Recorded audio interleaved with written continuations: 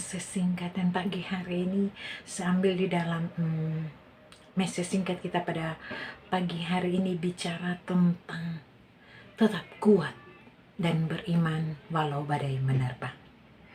Saudaraku, hidup seperti sebuah roda yang berputar memang susah, senang, bahkan sedih, bahagia, selalu itu berganti. Itu adalah romantika hidup kita di dunia ini. Oleh sebab itu, terimalah itu dengan ikhlas dan tetap dengan ucapan syukur, saudaraku. Karena saudara yang kekasih dalam Yesus Kristus, apapun kita, apapun masalah yang kita hadapi saat ini, ingatlah saudaraku, bahwa selalu Tuhan kita baik buat kita. Saatnya kita kembali datang kepadanya, menyembah dan memujinya dalam kerendahan hati dan tentunya dengan ucapan syukur karena Tuhan Yesus sudah baik di dalam kehidupan kita. Saudaraku, ketika kita merasa tidak mampu, saudara dan saya merasa, wow, saya sudah capek dengan hidup ini, terlalu banyak beban yang terlalu kita hadapi, saudaraku. Dan mungkin kita berkata bahwa mungkin tidak ada jalan. Saudaraku, hari ini, pagi hari ini, firman Tuhan berkata, jangan khawatir, apalagi putus asa. Karena ingatlah saudaraku, kita mempunyai Tuhan yang Maha Kuasa.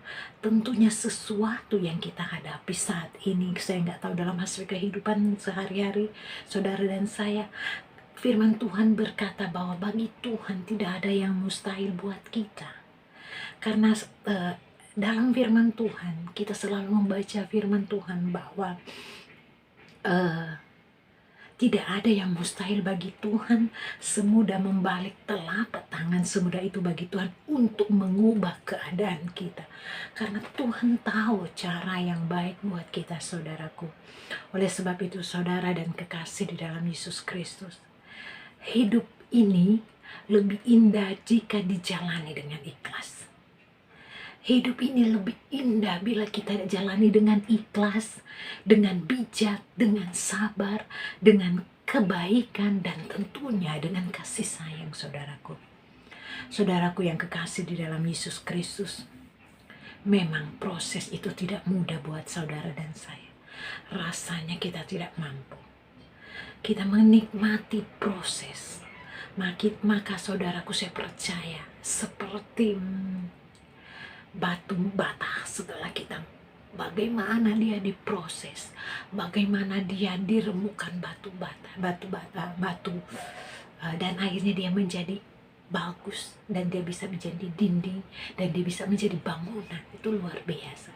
Dia diproses. Atau kita ingat emas, bagaimana dia diproses, dibakar, diperapian, tapi untuk mendapat hasil yang lebih baik, saudaraku. Saudaraku, ingat saudaraku, saudara dan saya tetap ingat, tangan Tuhan menaungi kita dan kasih-Nya pada saudara dan saya selalu ada buat kita, saudaraku.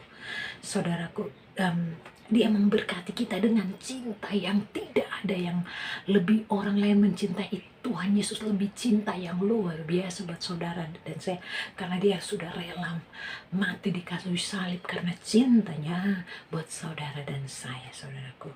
Saudaraku, ketika kita datang kepada Yesus, ketika kita mencari wajah Tuhan, maka kedamaian yang ada pada kita akan pasti terjadi.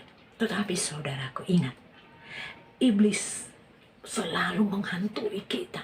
Iblis menghantui ketakutan dan Tuhan memberikan pemeliharaan yang sempurna. Itu perbedaan.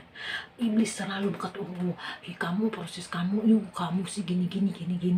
Itu kan masalah kamu begini, gak akan ada jalan keluar. Tapi ingat saudaraku, Tuhan selalu memelihara kita dengan sempurna, saudaraku.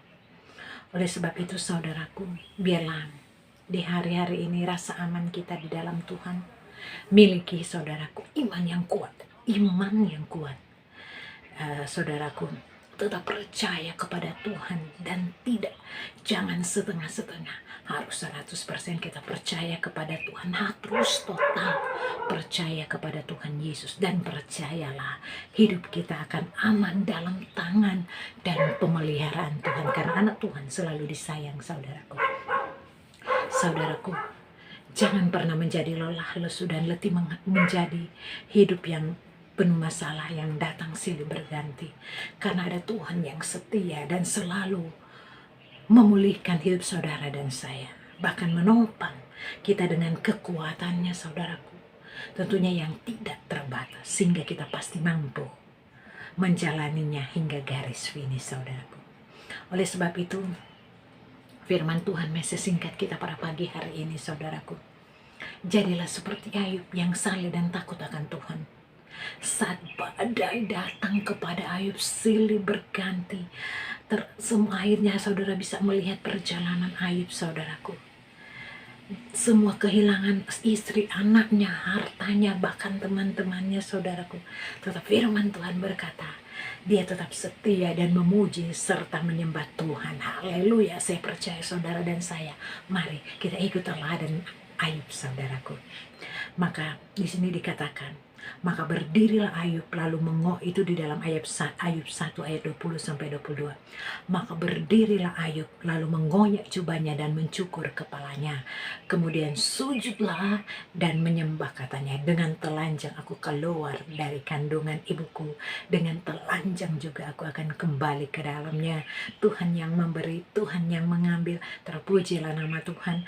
Dalam kesemuanya itu Ayub tidak berbuat dosa dan tidak menuduh Allah berbuat yang kurang patut. Amin.